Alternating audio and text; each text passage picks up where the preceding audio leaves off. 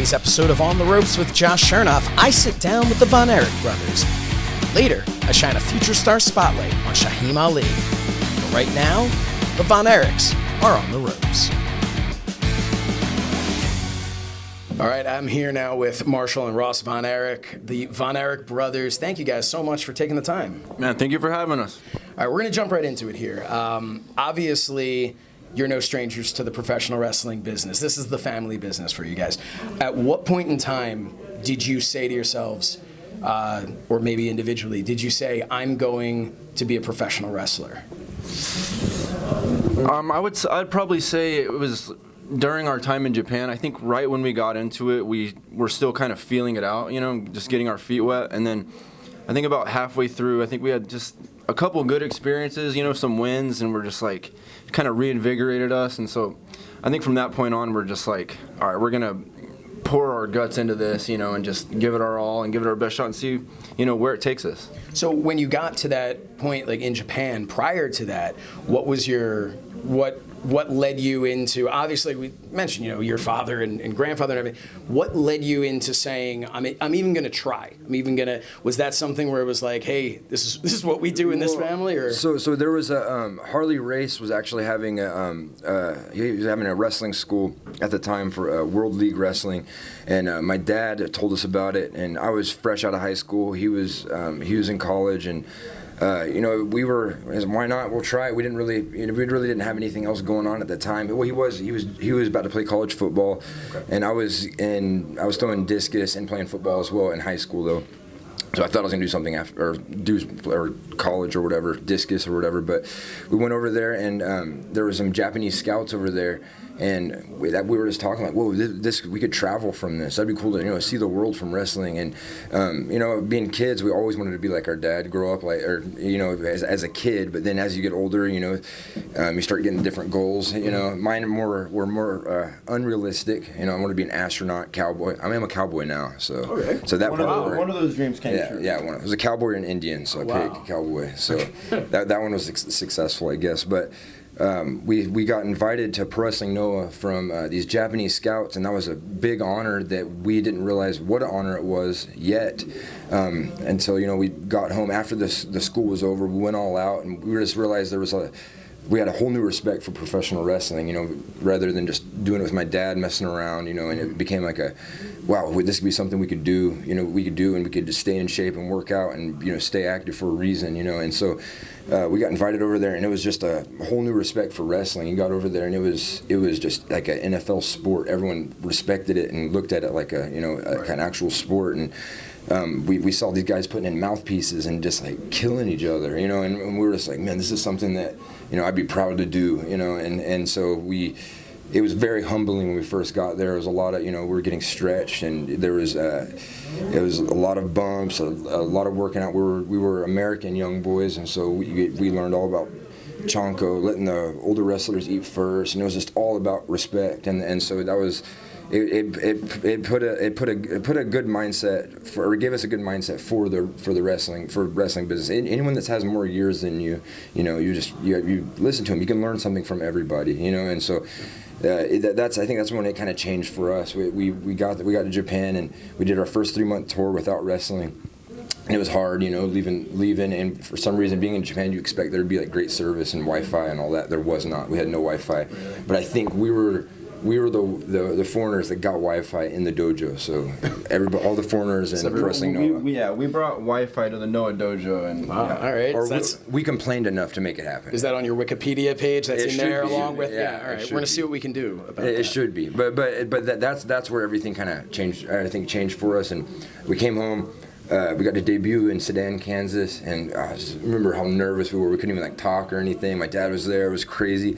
But it just as the years went on, we stopped looking at it as a wrestling match. We started looking at, hey, we're going to Israel next week. Let's go on tours and go look around and stuff. And so we just try to make the most of every trip, because life is short. And that's one thing. I don't know if you know the history of my dad. He had brothers, and he lost all of his brothers, and so I got one brother, and so we are close. We're best friends, and so when we go to places, we like to just make the most of it. He pretty much knows everything. Or he's seen everything I've seen. Every story I have, he's there. So it's cool. We have like an unspoken language. It made us closer as brothers for sure. That's great. At what point, you mentioned your family and everything. Obviously, people on the outside would look at it. They'd say, "Oh, it's the Von Erichs." Okay, obviously they're a shoo-in. You talked about getting stretched. Obviously, you were not given any special treatment in that regard. Oh, no. Have you found it to be more difficult having that Von Erich name? And did you ever think, either of you ever think, you know what, hey, we're young, nobody knows what we look like in the beginning. We don't need to use this Von Erich name. Maybe that's going to be more difficult for us than. It's just about your perspective. But in Japan, yes, it was more difficult being a Von Erich because it's about respect there, and we wanted to show everybody we don't want things handed to us. But that's why my dad wanted us to go to Japan, to start from the bottom and learn wrestling from like the fundamentals in a way.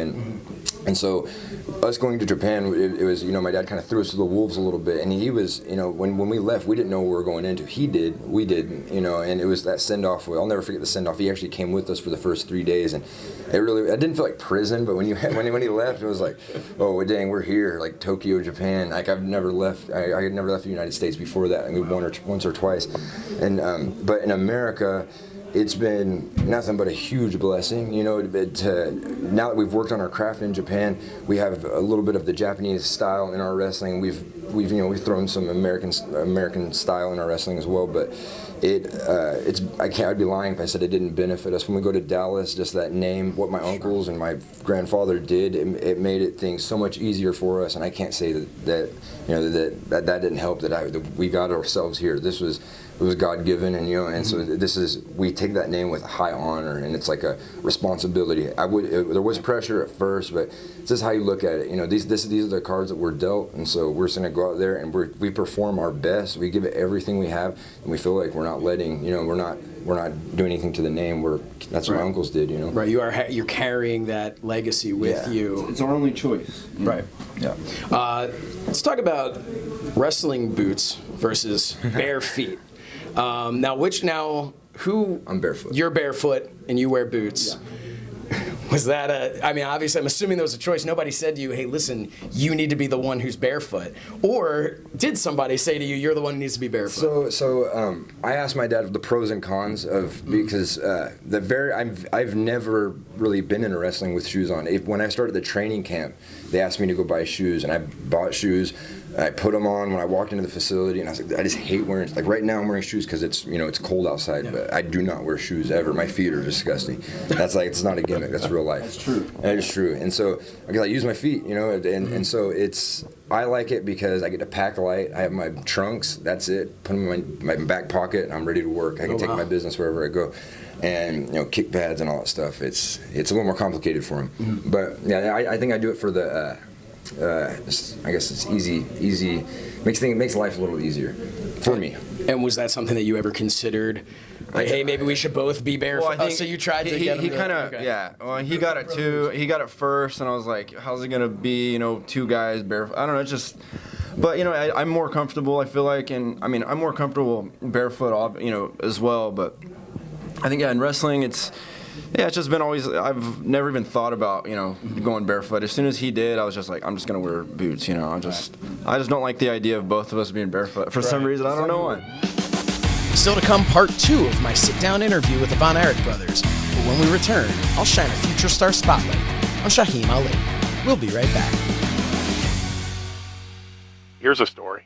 Take a trip into the mind of the meanie with Meanie Tunes. An animated look at the Blue Meanie's most hilarious stories. Why did you eat that? Available at youtube.com/mindofthemeanie. Oh, man. Subscribe now.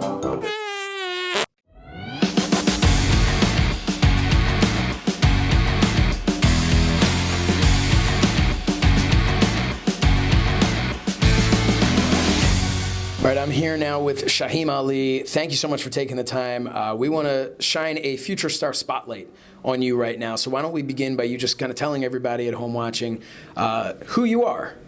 Well, my name is Shaheem Ali, and I'm originally from Philadelphia, Pennsylvania, and right now I'm representing the Bronx. All right. You are a professional wrestler. Yes, sir. Where did you train? Ooh, that's a good question. Thank you. I actually trained in 2006, I trained in like a very shabby garage, and I had no idea what I was getting myself into because the only thing I knew at the time was just what was on TV. And that's all I knew most of the time getting into the business. And I just remember it was somewhere out in, I don't even remember what part of Pennsylvania, but me and a buddy of mine from high school, his stepfather found just a place to go wrestle because we destroyed living rooms and backyards, and he was tired of it. And he got us out there, and I just remember the first day, me being who I am, being a lover of wrestling, I went up there and did a Jeff Hardy Swanton, and we'll never forget it because I was about a $180, and it hurt a lot. And I was just like, I don't know if this is for me, but I started somewhere out in Pennsylvania. What was the school? It was called Blackballed Wrestling. I believe at the time the person that was running it was someone by the name of Rock and The Rebel. Rock and Rebel, yes. I did not know who this guy was. Yeah. I got to learn very quickly. I'm not going to say anything because he's gone and passed, but he wasn't what I thought my first trainer would be like. No. And I knew I had to get out of there, and I eventually found my way to Philadelphia for this company called ACPW. And I met a lot of people, like Rhett Titus, someone that I'm sure a lot of people know, through Ring of Honor. And I was just lucky to kind of jump around a lot of places, and it wasn't until about, I'd say, and Danny Cage, forgive me for this. It was around like 2011 that I was actually able to find myself in Paulsboro, New Jersey, with the Monster Factory. Yeah.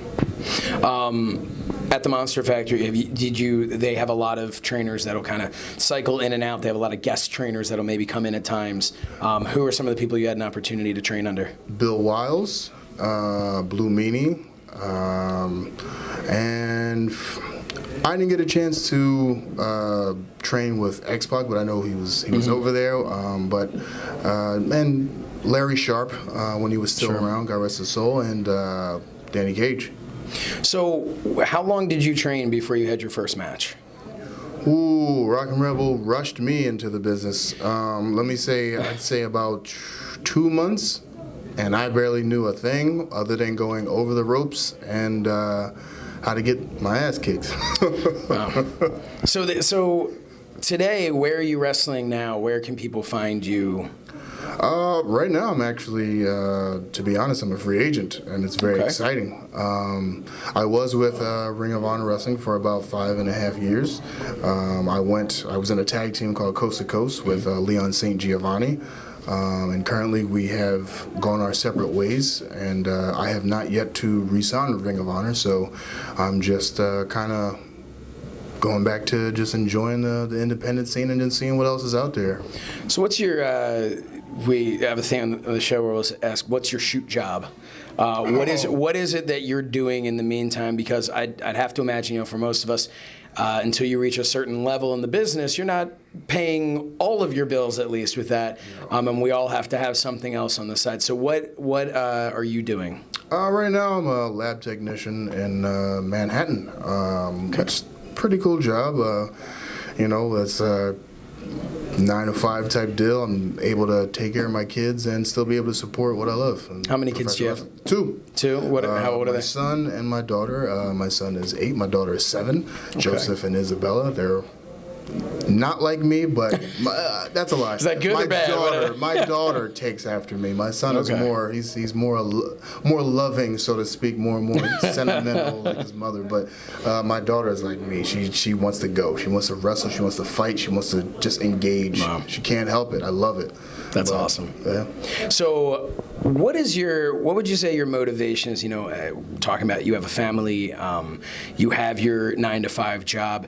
What motivates you this many years into your career to continue to just keep going, because this is a tough business? Very much. And what is it that motivates you to just keep going to get to that next level? For one, my mother, she passed away in 2014. She was a person who introduced me to professional wrestling as a young kid. And, she was the typical hardworking mother who, I didn't have my father around, so she, bare-knuckled, worked her behind off. And one day she sat me in front of a Saturday night event, and that was it. And everything that I do, I'm dedicating it to her and my kids and my wife and the fans. I mean, I love the fans. I love meeting the fans. Anytime I'm able to engage, I'm like excited because they're excited. I'm just like, please get to know me because I want to get to know you. I want to know what you want to see, and I want to be able to deliver that. So, yeah. What's one of the most challenging aspects of this business for you, of your career? What has been a time that you've maybe questioned and said, I don't know, maybe it's time to hang them up. Maybe it's time to stop this? For me, I would say anytime that I have to run into politics or just a personal, interpersonal demon, so to speak, that you kind of can build up from wrestling, because sometimes, you might get the booking that you really wanted, and other times if you don't, you start to question yourself, like, am I good enough, or am I what this company wants, or am I what the fans want? And battling those inner demons sometimes can take you off of your game. And I can be honest, I've been there multiple times throughout my years, and I'm still here because I know that I've gotten this far. So I'm doing something right. Yeah, and the idea here, like we said before, is that people are going to get to know you through this. Give me a reason why someone should be in your corner. I know that's a weird question, but think about it for a second. Why should someone, a fan watching this, why should they be looking at you saying, that's my guy, that's the guy, I'm going to follow him because he's going places? I can simply say it. I'm the type of person that wants to fight for the people. At the same time, I represent something that others cannot. If they can't, I don't want to get on the topic of bullying, but I know growing up, I had moments where I got bullied, and I always wanted to be that guy to kind of fight back. Mm-hmm. And I go up against anybody that doesn't treat the fans right, because I know there's, sometimes, depending on what goes on, I might even say something that I didn't mean, but I find that fan later on and say I apologize. But I really enjoy professional wrestling. I enjoy the fan. I enjoy the feeling, the reaction, the stories, the emotion. I literally crave this stuff just as much as a fan would, because I was a fan before and I still am. And I like to just basically say I'm a representative of the people in some sort of way. Not everybody has to be my fan, but I know that there's people out there that I have connected with that believe in me and see what I can do and what I will do and what I want to do. What's your social media that people can follow you? On Twitter and on Instagram, it's at Shaheem Ali 1985. And if I were to change it, it would just still be at Shaheem Ali 85. So there's two different ways to connect. I'm always around. I'm always able to talk. I have no problem answering anything. So, well, listen, I wish you nothing but the best moving forward in your career.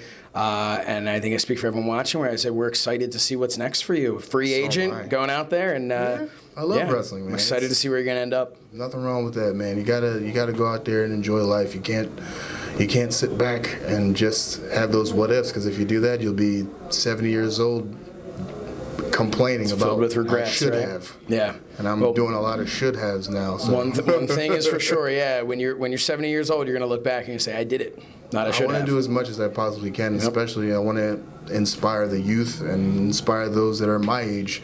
And I'm not going to reveal that, but I think the 1985 might give it away. Yeah. Probably. I hope a lot of people can't do math. No offense. Well, thank you very much for taking the time. I really appreciate it. Best of luck with everything. When we return, part 2 of my interview with the Von Erichs. We'll be right back. Take a trip into the mind of the Meanie, a brand new podcast featuring former WWE and ECW star, the Blue Meanie. We'll cover wrestling, music, movies, sports, and lots of useless knowledge, all contained in the mind of the Meanie. Subscribe now and follow us on social media at Mind of the Meanie.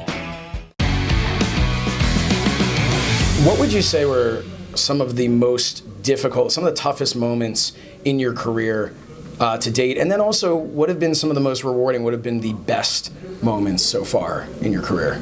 Yeah, well, we feel like the glory is in the struggle. Like the reward is in how hard it is to get to achieve what you're striving for. And so, I think for us in Japan, when we first started, a lot of the hard stuff. We obviously wrestled guys like Takeshi Sugiura and Marufuji, and like guys that they know exactly what they're doing. And not only I think did they not go easier on us because of them. I think in Japan, because they have such respect for it, they'll even go harder on you, and so that can be defeating. Especially in training, it's like you're sparring with all these guys you look up to, and it's just like. Because you spar, and then as time goes by, you get tired, and then they bring the next guy in, and you just tap out, and it's just like it beats you down. It humbles you. Yeah, exactly. It humbles you all the way down, and I think you just find a way to build yourself back up. Yeah, big time. So the toughest experience you'd say in your career at that point was that training? Was that breaking in at that? Yeah, I would say it was the whole first 2-3 month tours of Japan, because it was not well. The first one we didn't even wrestle.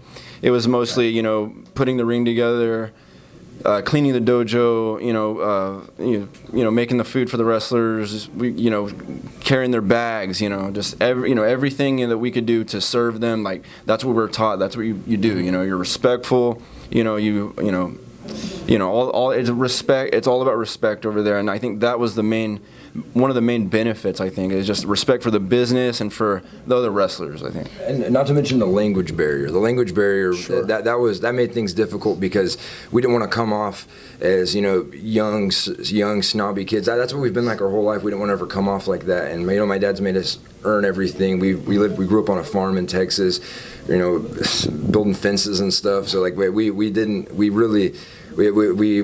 rich, spoiled kids, and that's what like our whole life we're trying to prove to people. Right. It's not that way, because growing up in Texas, being a Von Erich, teachers and stuff like that. Oh, your dad's Kevin Von Erich, and they can, they treat you like you're gonna come off snobby, and you're just like, my whole life is trying to show people I'm not like there's an expectation. Yeah. Right. Yeah. People have an expectation whether they know you or not. Exactly. Yeah, But Japan was nothing but rewarding. Like in the long run, in the time I was young and I'd complain to him. We'd complain to each other. We tried to keep it to ourselves, but we couldn't hide it on our face. We're homesick and stuff, but it was so good for us. It made us grow as men, grow as brothers. The amount of pressure the guys put on us in our matches and stuff made us better wrestlers. And so I have nothing but I'm nothing but grateful now for everything those men did. What was the motivation that you guys had? Was it leaning on each other with it when there was that time when you'd look at each other's faces and both of you were in the same page here? We're not enjoying this aspect today, maybe whatever it is. What was it that made you say, yeah, this part sucks, but we got to keep going? Well, we realized that we are all we have in Japan. It was that's what we came to. It was like, man, and we got along our whole lives, but that made us just a lot closer. Where we just stuck by each other at that point. And we got home and like. We can speak English to other people now. We're kind of just like glued to the side. Yeah. We at one point we started kind of speaking broken English to each other. My English got worse. Yeah. I use my hands a lot.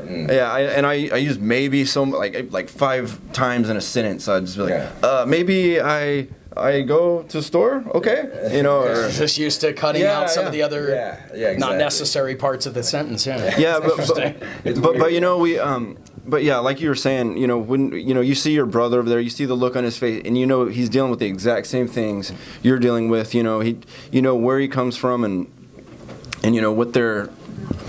what he's dealing with, and how he's taking everything in, and so it gives you kind of a compassion and kind of like an older brother, kind of like just like protective thing. And also we had this mutual understanding, like we're not going to quit. Mm-hmm. We've heard of guys going in and we know they're going to be hard on us, and so our main thing is we're not going to quit. We're going to ride this thing out, and we're just going to give it our best. Yeah, exactly. We're not going to quit. If we're not coming back, it's because we're getting fired or something. It's not, we're not going to go and give up. And that was the thing too. We're representing my father as well, and so coming home, and when we came home from that, we got even closer, to our dad. We got to share road stories, and there was just we feel like we got closer to our uncles, even just to my dad's stories, and then working in the same buildings, driving on the same roads, and my first name's Kevin, his first name's David. We go through the Japanese. What do you call it? Security. Yeah, Japanese. And they. Or the ticket counter. Yeah, the ticket counter, and one of the guys recognized Kevin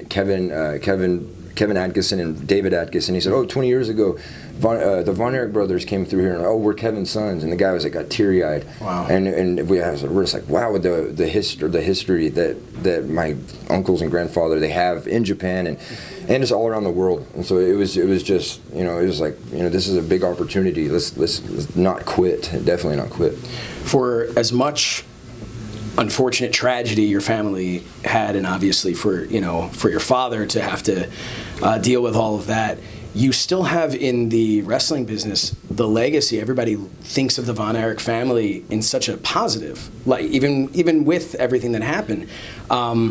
What type of a legacy are you hoping for yourselves individually in this business to kind of be able to create, and also what are you hoping your legacy is going to do to affect the Von Erich family as a whole?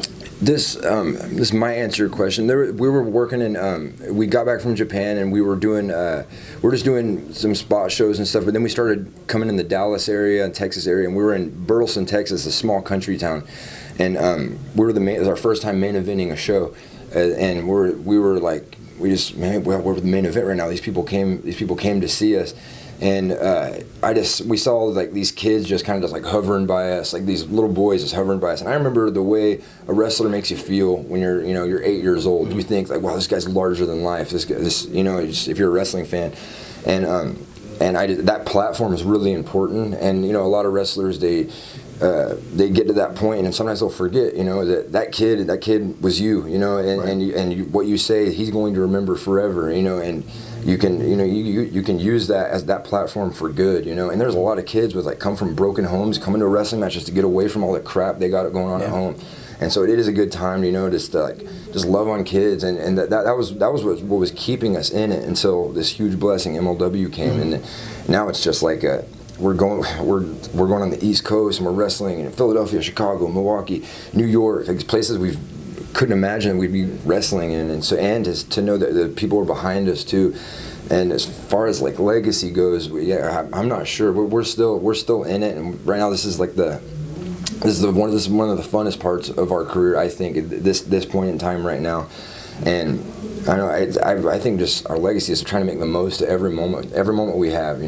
Yeah, that also, and I think everybody needs to know, my dad now, in the place he's at right now he's in such a good place, and I think some kind of what we feel like the things are lining up is it's a good ending, to everything that's happened to my dad and everything, and my dad has no greater joy than to see us, wrestling on TV and doing stuff, and he didn't pressure us whatsoever getting into it, but the fact that we're doing it now, he's just smiling from ear to ear. I've never seen him so happy, and I can't thank MLW enough for making that a possibility.